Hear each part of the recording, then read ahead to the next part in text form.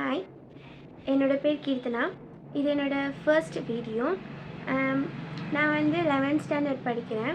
என்ன மாதிரி யாராச்சும் 11th ஸ்டாண்டர்ட் படிக்கிறவங்களா இருந்தீங்கன்னா நீங்கள் உங்களுக்குள்ளே ஒரு தாட் இருக்கும், 10th விட 12th விட 11th வந்து ரொம்பவே கஷ்டமாக இருக்குது அப்படின்னு.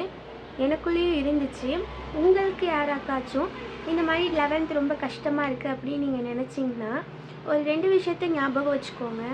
ஒரு கேட் எக்ஸாமாக இருக்கட்டும், ஆப்டிடியூட் எக்ஸாமாக இருக்கட்டும், காம்படிட்டிவ் எக்ஸாம் எதுவாகினும் அதோட பேசிக்ஸ் வந்து 11th மேக்ஸ் 11th தான் இருக்குது. ஸோ அதனால் இவ்வளோ காம்படிட்டிவ் எக்ஸாமாக இருக்கிறது அதுக்காக பேசிக்ஸ் வந்து 11th தான் இருக்குது.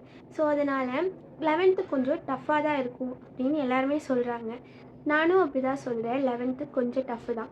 இதை நீங்கள் பிரேக் பண்ணுறதுக்கு நான் ஃபாலோ பண்ணுற ஒரு 4 ரூல்ஸை உங்ககிட்ட சொல்கிறேன். ஃபர்ஸ்ட் ரூல் என்னென்னா, வேக்கப் ஏர்லி.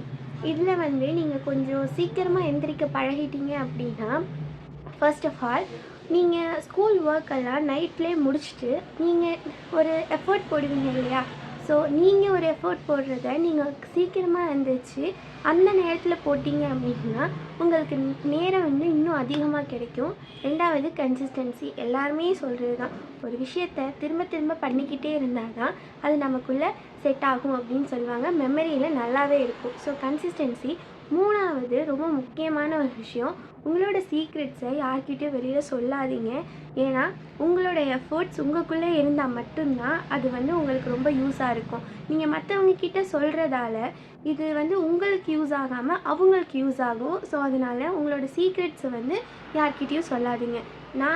நாலாவது என்னென்னா, இது எல்லாத்தையும் ஒழுங்காக பண்ணாலே போதும், டாப்பரை கூட நம்ம மிஞ்சலாம். ஸோ தேங்க்ஸ் ஃபார் வாட்சிங்.